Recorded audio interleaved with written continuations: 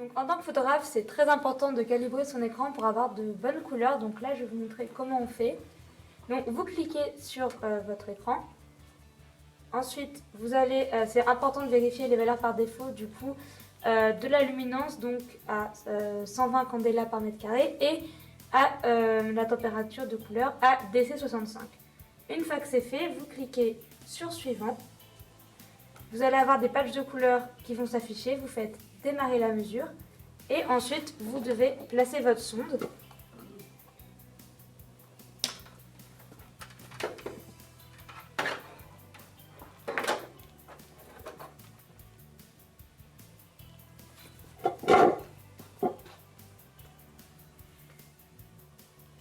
Et une fois que c'est fait, vous cliquez sur suivant et le processus de calibrage est lancé.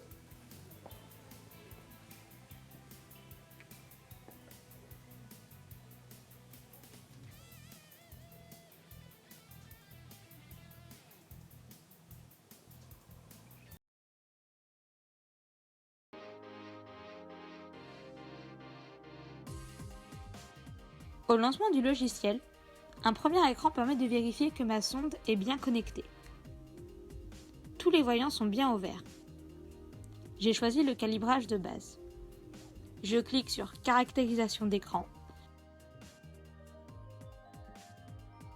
Je choisis mes paramètres. Pour la photo, je règle mon point blanc à D65, ce qui veut dire 6500 Kelvin.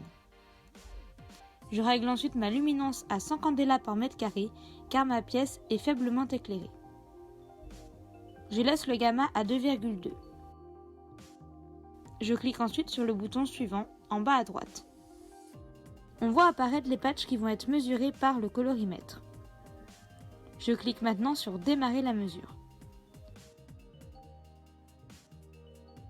Le logiciel va d'abord nous demander de bien placer la sonde au centre de l'écran. J'en profite pour incliner l'écran pour que la sonde soit bien appliquée sur la dalle.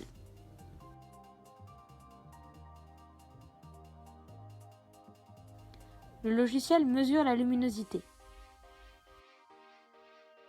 Je l'ajuste jusqu'à ce que le repère coïncide. Le logiciel mesure alors l'ensemble des patchs. Une fois le processus terminé, je positionne le colorimètre à côté de mon écran BenQ et je clique sur Suivant.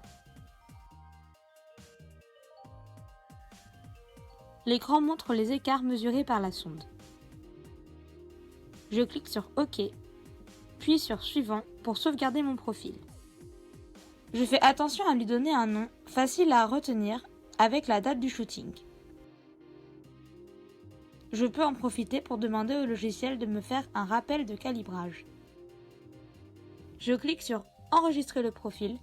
Le logiciel se charge de le placer au bon endroit.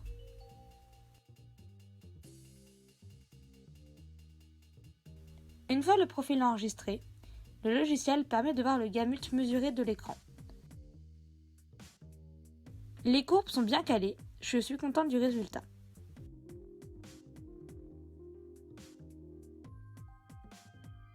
Je peux aussi vérifier l'aperçu avant et après calibrage avec les images fournies.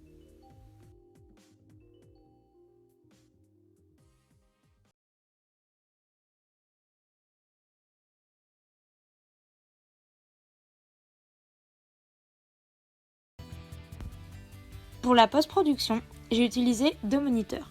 Le SW321C de BenQ, qui est large et confortable et bien adapté à l'editing et à la post-prod.